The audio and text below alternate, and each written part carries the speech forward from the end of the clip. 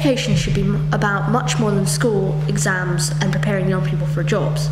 It should be a lifelong process that helps us to develop our character attributes, values, strengths, and core skills such as empathy, teamwork, integrity, and creativity.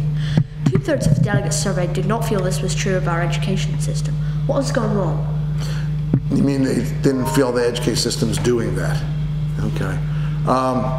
Probably the same thing went wrong here as went wrong in the US, is that we started to give exclusive priority to academic achievement because we thought, and I think we're wrong about it, that that's the secret to success for the person, for business, for the society, that if you know a lot of stuff and you're really smart, then you'll make a better world. And we know that's not true, but schools lost their way. They've lost their way, and a lot of it, I think they lost their way because it's politicians who are deciding what the priorities are rather than good educators and psychologists deciding. And I think we need to put education back in the hand of the really good educators and the people who understand kids and understand school and understand human development. And if we did, we'd have exactly what you said we should have. But we have lost the way. And originally, education was about what you're talking about. You know, my understanding is way back when sports came into schools in England, it was to build character. That's why it was there. And we've forgotten that too. Now sports is either recreation or to make money or something else, but it's not about building character.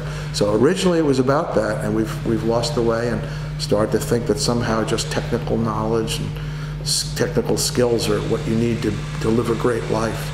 And it's never been true. Never will be true. Thanks. Do you attribute any of your success and lifelong interest in character education to being born in Queens? No, but to being born to my family, yes. You could be born anywhere, and you could be born in a family that's really healthy for you, and you can be born, sadly, in a family that's not healthy for you. And you know, people often hold that against kids. You know, I'm sure you've had kids in schools you go to now or have gone to who have families that are not good for them. And we often blame the kids for a lot of their problems. And they get some of the blame, but they didn't choose those families. You didn't choose your parents. I didn't choose my parents. That's a biological accident. It's what you happen to be. So my family made a big difference. My parents, my mother was a teacher, my father worked in manufacturing, but they had good values. They loved us deeply, they cared about us, they sacrificed for us, they were good role models for us. So my sister and I were really lucky. We were born into a world that focused on us, cared about us, and had the right ideas for what's good for us. And I benefited from that. Thank you. But it was neat growing up in New York. It was. As an educator, did you have an epiphany about the importance of character education? I think I had lots of little epiphanies. I was asked to go down to Birmingham last year to give a big speech, and I decided to do was build it around looking back over the 40 years of my professional career and saying what were the turning points or the epiphany points and so on. And there were many of them. I was interested in morality from the start. That was just something I was interested in, and I danced around it in my undergraduate years, didn't really focus, but flirted with it. When I got to graduate school, I happened to be in a class in which the teacher had herself gotten all these materials about moral development that she didn't understand. She got them from a famous professor, and so she asked us as the students in her class to help her make sense of them. So I spent an entire course thinking about moral psychology and moral development, struggling with this, and remembered that this is something of interest to me. So that was one of them. And then I was fortunate at the end of my graduate career, when I was getting my PhD, to go and work with the master, the guru in this at Harvard, Lawrence Kohlberg. And that got me to revisit this and to suddenly not only come back to that, but to connect it to education.